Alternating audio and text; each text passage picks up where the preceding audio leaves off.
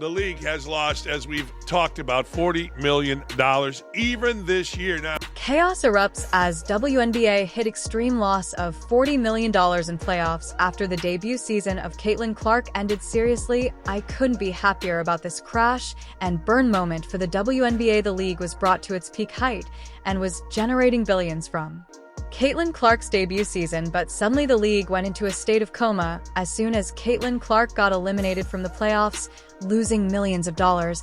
And honestly, this loss was so well deserved. What entitled players in the WNBA just can't seem to understand is you get what you put in, and right now you are getting exactly what you deserve. All season, you have complained about Caitlin Clark. I mean, Caitlin drags the entire league on her back, fills arenas, sells out jerseys like hotcakes, and what does she get in return? Racial allegations and a paycheck that probably couldn't even cover a month's worth of coffee runs. They had a golden goose, and they decided to serve it up with a side of disrespect. And wait, do you know how bad this loss is? Don't worry, I've got all the numbers ready for you. We have thoroughly covered that they've lost $50 million a season, or they were expected to lose $50 million as a league this year. Reports are it's $40 million, not 50, that they're in the red. As soon as Caitlin Clark zipped up her suitcase and waved goodbye to the WNBA, the league lost a cool $40 million overnight. Yep, carrot millions. Let that sink in for a second, just because one player left. And let's not even get started on the ratings. Those tanked faster than a lead balloon, dropping by over 50%. Everyone who thought the WNBA was finally becoming the next big thing got hit with a serious reality check. Turns out Caitlin Clark wasn't just a player, she was the whole engine keeping the league from rolling off a cliff. All that negativity, it has come back to haunt you, as ticket prices for the WNBA playoffs are damn near being given away for free. And the arenas, yeah, those were ghost towns. Remember how during Caitlin's debut season the stadiums were packed like it was some kind of Beyonce concert? Yeah, well, not anymore. After she left, attendance dropped like a rock by half. It's nuts when you think about how just the year before fans were flooding in, breaking records left and right. The Fever, Caitlin's team, pulled in a ridiculous 715 fans during her rookie season, smashing a record that hadn't been touched since 2001. But the minute she left, poof, the excitement was gone faster than a duck at a police convention. Seed and in front of the 16th sellout this year.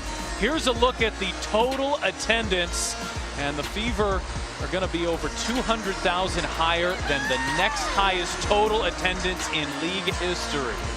Clarkonomics, my friend, Clarkonomics. And merch. Caitlin's rookie season had everyone rocking a Clark jersey. Those things were flying off the shelves. WNBA merchandise sales shot up by a whopping 61%. Like, that's not just a bump, that's a rocket launch.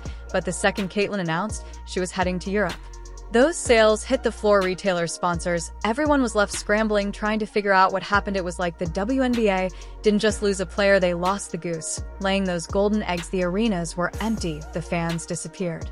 Drew an audience of 929,000, ESPN announced, which is 50% less than the Fever's Game 1 against the Sun. But honestly, Caitlin wasn't just putting up points, she was printing money for the league. She single-handedly turned the WNBA into a cash machine, sold out arenas, record-shattering viewership numbers, jerseys selling faster than hotcakes. It was all thanks to her. Suddenly people who had probably never even seen a WNBA game were glued to their TVs, all because of Caitlin's social media engagement off the charts. Nearly 2 billion views. That's a fourfold increase from the previous year. She made women's basketball the thing to watch, like it was the Super Bowl every time she hit the court.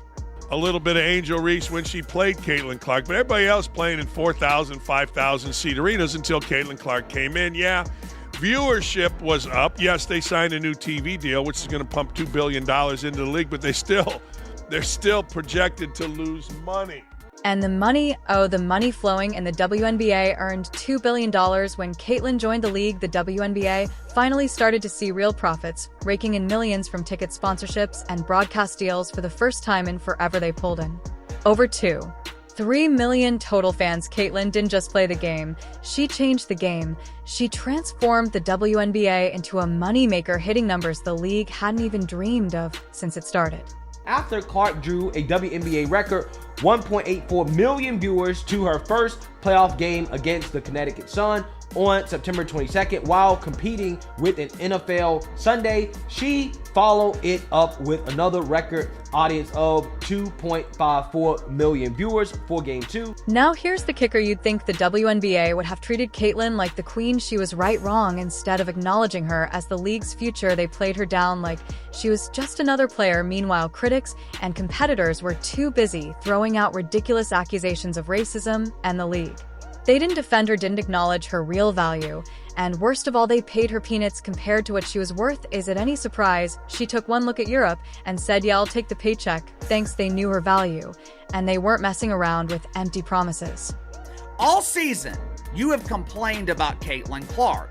All season, you have allowed your jealousy, your bitterness to cloud your judgment. All season, you have allowed your emotions to take over, which got in the way of what could have been an unbelievable year that set the foundation for the future of the WNBA. They had a superstar in the making, but instead of celebrating her rise to fame, they got lost in a fog of drama and nonsense. Instead of giving Caitlyn her flowers, the league was too busy chasing after rumors and deflecting accusations of racism, which were mostly stirred up by players like Angel Ree and Alyssa Thomas. Angel, always one for stirring the pot, went after Clark's fans, accusing them of being racially disrespectful. I can never remember any male athlete ever entering into new league and being treated like this. To me, what's interesting about what's going on right now is none of her teammates are standing up for her, because I don't think they like her either, because they don't like the fact that she's white and straight. She's actually the minority here, and she's being treated unfairly based on this. Talk about creating a mess where there didn't need to be one. Instead of the league taking Caitlyn's insane talent and running with it, they let the whole season turn into a political circus. The media couldn't get enough, and the chatter turned Caitlyn's highlight real season into some weird off-court feud. It was like they forgot she was breaking records and lighting up arenas because they were too busy being distracted by drama that shouldn't have even existed in the first place.